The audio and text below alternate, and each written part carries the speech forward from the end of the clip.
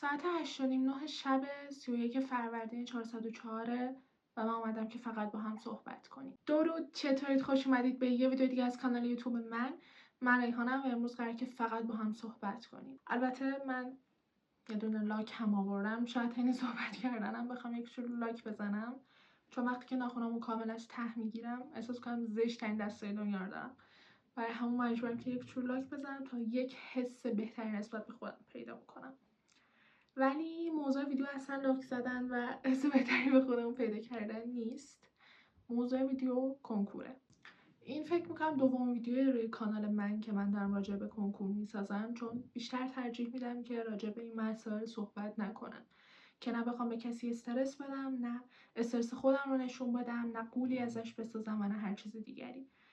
ولی امروز جدای از همه اینها قراره که راجع به قربانی های این مسیر صحبت کنیم.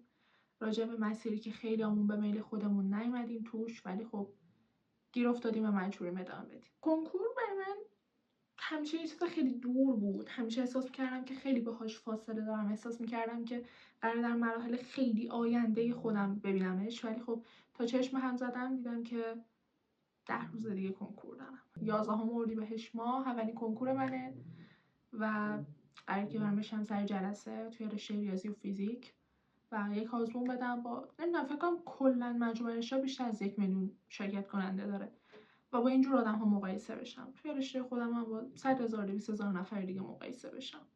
تجربه عجیبیه، چون 3 سال پیش که میخواستم انتخاب رشته کنم هیچ وقت خودم رو اینجا نمیدیدم. فکر نمی‌کردم که بخوام درسی رو بخونم که هیچ علاقه‌ای بهش ندارم. فکر نمی‌کردم توی رشته‌ای بخوام تحصیل کنم که واقعا دوستش ندارم، ولی خب شد و الان من اینجا. امیدوارم این نوره بد نیفته توی چشام، چون با کمترین امکانات الان این ویدیو رو دارم میگیرم.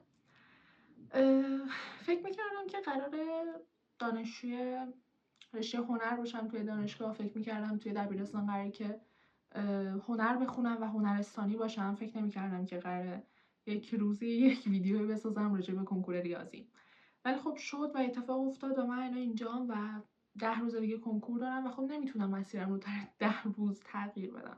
خیلی وقتا خواستم برم کنار، خیلی وقتا خواستم تغییر بدم مسیرم رو، ولی خب نشد. بعضی چیزا دست خود آدم نیست. بعضی وقتا یا به اجبار یا به تقدیر یا به سرنوشت یا هر چیز دیگری که شما بهش اعتقاد دارید برای شما میشه. فکر نمی‌کردم الان بخوام این ویدیو رو بسازم. چرا؟ چون حرف‌هایی که میزنم ممکنه که با به میل خیلی‌ها نباشه و احساس می‌کنم که از لحاظ روحی آمادگی فحش خوردن ندارم، ولی خب قراره که حتما فحش بخورم. می‌خواستم راجع به این صحبت بکنم که کیها در جایگاه خودشون نیستن، در مسیر خودشون نیستن و برای هدف اصلی خودشون تلاش نمی‌کنن. ما در سال 1 میلیون شرکت کننده داریم برای کنکور که فکر کنم 800-900 هزار نفرش برای تخصصی‌ها و رشته‌های نظریه‌ان، ولی آیا واقعا همشون در جایگاه درست قرار دارن؟ پاسخ من نه. من خیلی احترام زیادی به رشته‌های نظری قائلم. خودم هم از بچه‌های رشته‌های نظری‌ام، ولی این رو ما میدونیم که هیچ وقت قرار نیست همه مثل هم باشن. هیچ وقت همه آدم‌های دنیا قرار نیست دکتر بشن، همشون قرار نیست مهندس بشن، همشون قرار نیست حقوقدان بشن و همشون قرار نیست دبیر باشن. این دنیا به مترجم نیاز داره، به معلم کلاس زبان نیاز داره، به هنرمند نیاز داره، به نقاش نیاز داره، به عکاس نیاز داره. به هر چیزی که آدم فکر میکنه و یک همچین ایده‌ای در ذهن بشر به وجود میاد نیاز داره. جامعه زمانی که یک ایده‌ای در ذهن بشر به وجود میاد یعنی احساس نیاز میکنه و زمانی که من اگر احساس میکنم نیاز همچین کاری انجام بدم یعنی جامعه بهش نیاز داره. حتی یکی از مزخرف‌ترین چیزهایی که توی چند روز اخیر دیدم، گریه کنه مجلس خط. چرا یک شخصی باید یک همچین شغلی داشته باشه؟ چون جامعه بهش نیاز داره. من راجع به احترام، سطح، جایگاه، وجه مالی و اینجور چیزهاش حرف نمیزنم. راجع به نیاز جامعه دارم صحبت میکنم که البته هنر، زبان و سایر رشته‌ها رو نمیشه اصلا به گریه کنه مراسم خط تشبیه کرد. صرفا دارم از نیاز جامعه و انواع اقسام شغل‌ها میگم. حتی جامعه به رفتگر نیاز داره و خیلی هم شغل شریفیه. داره زحمت میکشه برای این جامعه، برای این مردم و خب لایق خیلی چیزهای بالاتر از این هاست. داشتم به این فکر میکردم که جامعه شاید در آینده به یک رشته ریاضی، به یک شخصی مثل من که رشته ریاضی خونده باشه و هدف مهندسی داره فکر کنه و نیاز داشته باشه، ولی خب شاید اون شخص من نباشم. شاید جای من توی رشته هنر باشه، توی چیزی که دوستش داشتم، توی چیزی که بهش تعلق داشتم. علاقه های ما آدم ها با هم دیگه متفاوتن. من همیشه خودم رو اینطوری معرفی میکنم که من شیفته کتابم، من عاشق کتاب خوندنم، من مینویسم، من عکاسی میکنم، من فیلم برداری میکنم و سعی میکنم لحظاتم رو ثبت بکنم، چون این کار منه، شغل منه، علاقه منه و هنر منه. من با هنرم میتونم به خیلی جاها برسم، ولی خب الان تو یک مسیر نادرست قرار گرفتم و بیایید فکر کنیم ببینیم که آیا ما تو مسیر درست قرار گرفتیم؟ آیا خودمون خبر داریم که در یک مسیر نادرست داریم ادامه میدیم؟ من هیچ وقت از اونایی نبودم که بگم نه درس ما رو به هیچ جایی نمیرسونه، نه درس نخونید، نه فلانه بیساره. درس هم خوبه برای آدمش، برای شخصی که دوست داره، برای کسی که میتونه در اون مسیر قدم برداره و علاقه داره. من خیلی خیلی زیاد افرادی رو دیدم که شیفته پزشکن، افراد زیادی رو دیدم که شیفته مهندسین. این رشته ها برای اونهاست، برای علاقه اونهاست، برای استعدادهای اونهاست. نه من به چند هزار یا چند صد هزار قربانی دیگه که بنابر طرز تفکر اشباع در جامعه اینجاییم، در جایگاه نادرست خودم. شروع کنم لاکم بزنم ولی خیلی سخته چون صدا میده، چون میز ندارم، امیدوارم کج نشه. ولی خب آره، داشتم میگفتم نمیتونم استرس میگیرم بعد از ویدیو لاک میزنم، الان نه.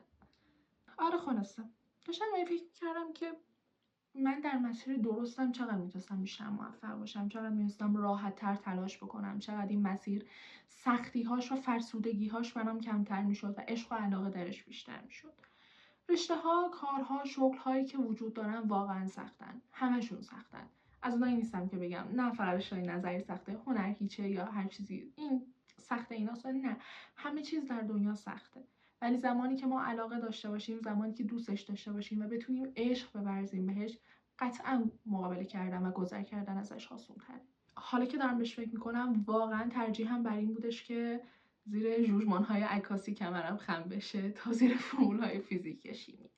چه برای کسی که میخواد درس بخونه چه نخونه. خب ما توی رشته‌مون داریم کسی رو که اگر بره بشینه سر جلسه کنکور قرار همه درصدش منفی باشه، هیچی بلد نیست، هیچی دوست نداره، ولی توی این رشته است و معتقده که نه من رشته‌مو دوست دارم و اوکی. من با اون دسته کاری ندارم که در کاری که خودشون هم انجام میدن و علاقه دارن هم هیچ کاری نمیکنن.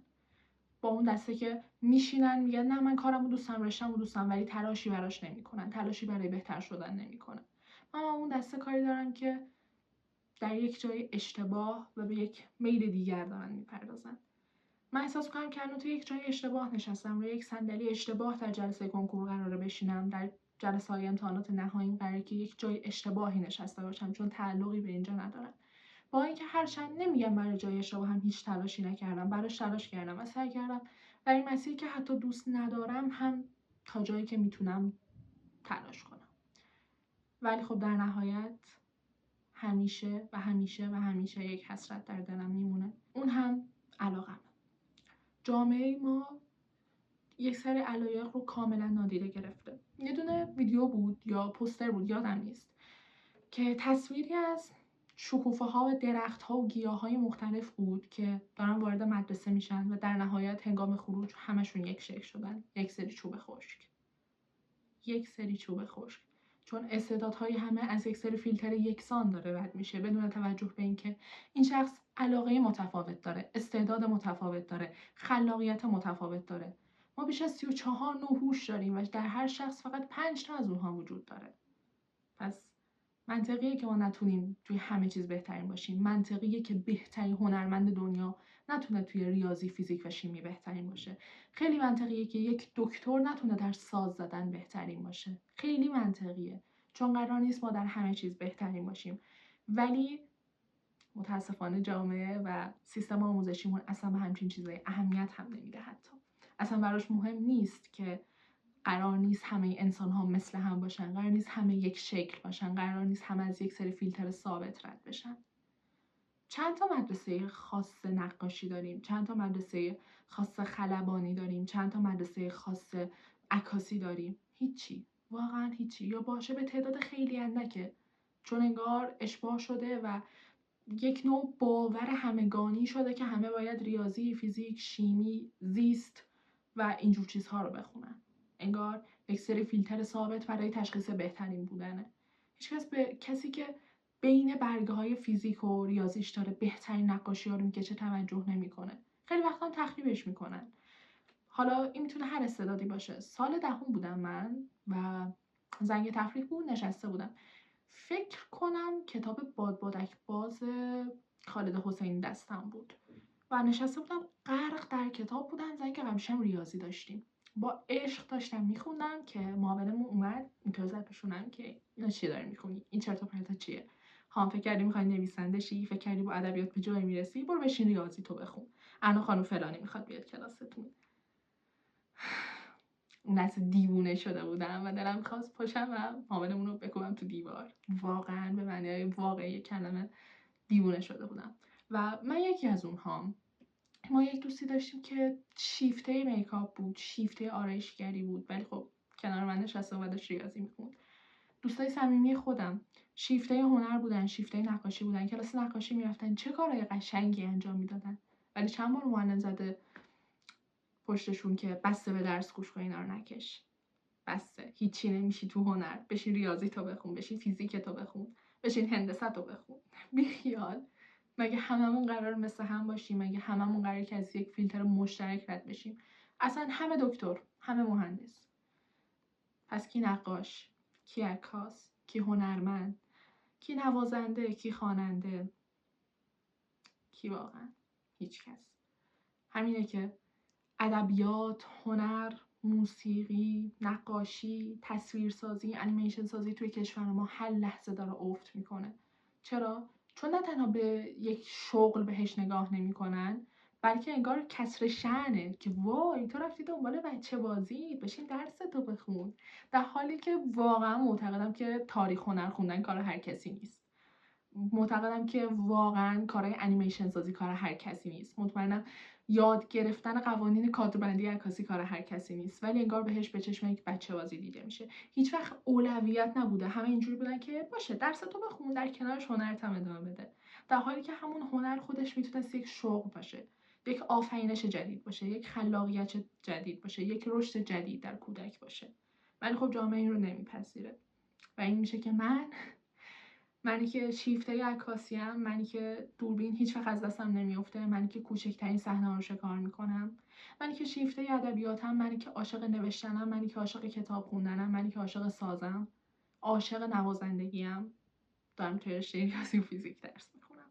باید به این فکر کنیم که چند صد هزار نفر سالانه دارن کنکور میدن در جایی که دوستش ندارن، چند صد هزار نفر سالانه دارن انتخاب رشته میکنن، چه برای دانشگاهشون چه برای دبیرستانشون، و در نهایت دوباره در صندلی میشینن که علاقه‌ای بهش ندارن، به خاطر فیلترهایی که جامعه براشون مشخص کرده، به خاطر فیلترها و ذهنیتی که در جامعه وارد خانواده‌ها شده و تبدیل به یک باور و عقیده مستقیم شده که نه، هرچی من میگم تو باید گوش کنی، دکتر شی، مهندس شی، حقوقدان شی، دبیر شی و چیزی غیر از این ممکن نیست. بعضی وقتا به این فکر میکنم که چقدر خوب میشد پر و بال بگیره هنر، پر و بال بگیره ادبیات، زبان و هر چیزی که در کشور ما باب نشده، هر چیزی که در کشور ما ننگ محسوب میشه خیلی جاها.